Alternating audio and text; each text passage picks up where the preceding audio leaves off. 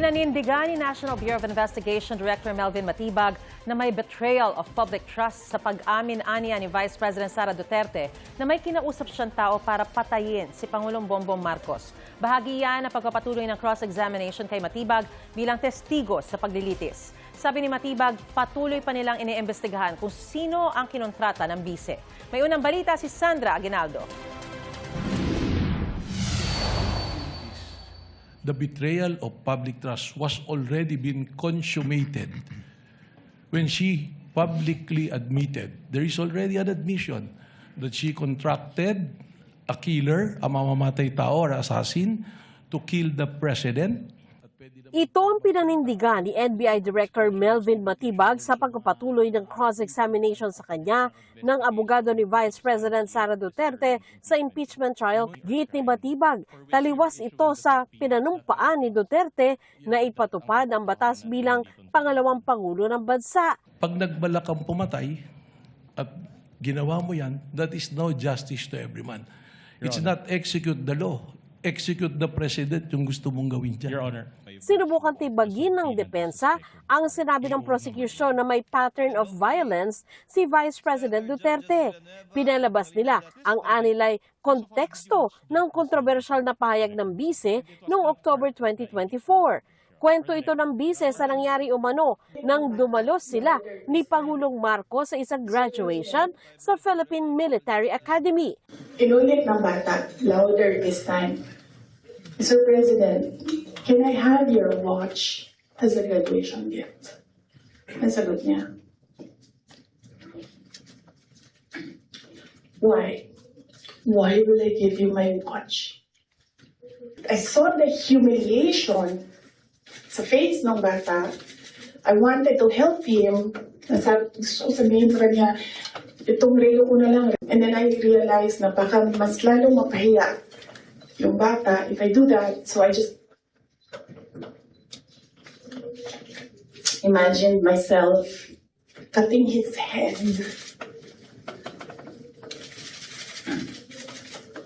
Sunod nito, tinanong ng depensa si Matibag. Didn't you take VP Sara's statement out of context? Mahirap po para sa aming law enforcement na yung ganyang mga statement ay amin pong babaliwalayin. Katunayan, alam naman po natin, kahit nga biro, halimbawa po, yung bomb joke nga po sa aeroplano, hinuhuli natin. Sa amin po sa law enforcement, we have to give credence to that and i-process po namin. Kaugnay nito, binalikan din ang pahayag ni Davao City Mayor Baste Duterte sa paglulunsad ng Rage Coalition noong Abril. Tama na yan. That's okay. Isang ulo lang naman ang kailangan namin. Ang ulo ni Bongbong Marcos! Tanong ng depensa, hindi ba saklaw ito ng freedom of expression? Unless we are under martial law again, Mayor Baste should be able to freely express his dissent to the government. Your Honor, that... But the freedom of expression has limitation also. Kung ito po ay nagbabiolate na ng batas, banta po sa kaligtasan ng Pangulo na naging banta na rin po sa pambansang seguridad po. Kinuwestiyon naman ni Senator Judge Panfilo Lacson kung bakit hindi inimbestigahan at kasuhan din si Mayor Baste. We will be contemplating also on filing a grave threat and inciting to sedition as well. Baka meron double standard. Bakit kayo nag-focus kay Vice President pero hindi nyo in-apply kay Mayor Baste?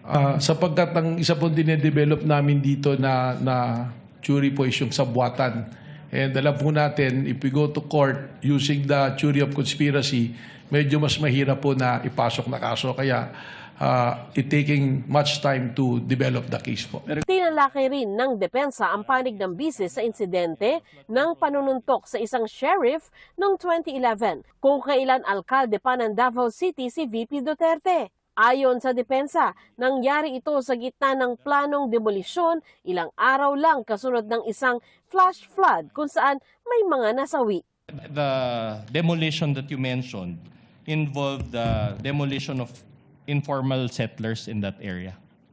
Opo, kaya po may order of eviction. Ibig sabihin po, informal settlers po yung Are you papalis. aware that 30 people died during that incident? I have no knowledge of that, Your Honor. So in other words, are you also aware that it was the sheriff's refusal to provide the 2-hour extension? That's why VP Sara got Well, that Only. is the claim of the then mayor. If you know only, if you know.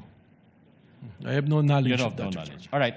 Binalikan din ng depensa ang affidavit ng nagpakilalang Davao Death Squad hitman na si Arturo Las Cañas na witness din laban kay dating Pangulong Rodrigo Duterte sa kanyang kasong crimes against humanity sa ICC. Ayon kasi sa NBI, ginamit nilang open source intel ang sinabi umano ni Las Cañas na may kinalaman ang bise sa extrajudicial killing noong alkalde siya ng Davao. Without verification, you decided to believe the contents of the document that you obtained? Isinama lamang namin po ito, isa doon sa mga factors na sinasabi po natin, yung pattern of violence na tinatawag. At doon po, doon sa paragraph 270, sinasabi nga po na may kinalaman sa extrajudicial killing si dating Mayor Sara Duterte at in fact, sabi pa nga niya, huwag nyo nang barilin, kidnapin nyo na lang.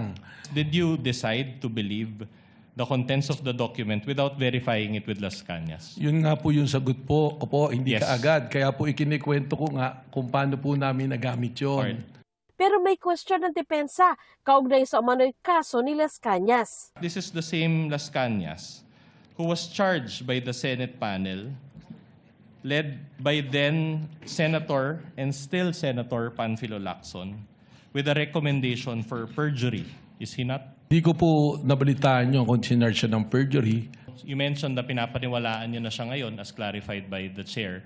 So are you saying that pinapaliwanaan niyo na ngayon without issuing a subpoena to Las Cañas and verifying it? Hindi po nag-issue ng subpoena kay Las Cañas, pero meron pong naging verification process. May nilinaw naman si Lacson. Pero gusto ko lang i-correct na hindi ako nag-file ng perjury.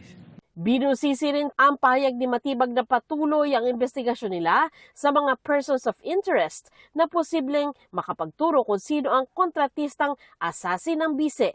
Paano pala ho ninyo ito natalisod o natunto ng impormasyong ito? Gayong sa kanya pong press con, wala naman pong siyang sinabi kung sino mga taong ito. Ay nagre-rely po kami sa iba't ibang intelligence report. At lumalabas po rito, alam natin yung kasaysayan, malawak po ang kanyang tinatawag na connection. Nakadevelop po ito ng mga relasyon. Unang-una na sa mga men in uniform, Vice President Sara sa security group at yung pong mga Davao Death Squad. So tiningnan po natin at tiningnan by process of elimination yung mga tao po na maaaring dun nang galing or maaaring nakakaalam.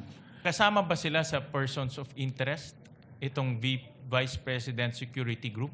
Paano sila nagiging persons of interest na merong potentially manggaling sa kanila itong pagkukontrata? Yun po yung precisely the reason na ayaw po natin na yung term na tinatawag na masunog yung atin pong lead na kinukuha. Yung nakausap nyo is hindi pa actual na nakontrata? Hindi po natin masiguro doon po sa natitirang numero, meron pong personalidad na kasama ron. Dagdag na tanong ni Presiding Officer Chis Escudero kay Matibag, may bayad bang kapalit ang pagkontrata kung meron man? Tumbukin ko na po yung mga punto ko. Sa inyong investigasyon, may bayad po ba yung kinausap ni VP Sara para patayin? Di umano ang Pangulo, may bayad po ba yun o libre? That is the part of the investigation po that we have to establish po. Ito ang unang balita. Sandra Aguinaldo, GMA News.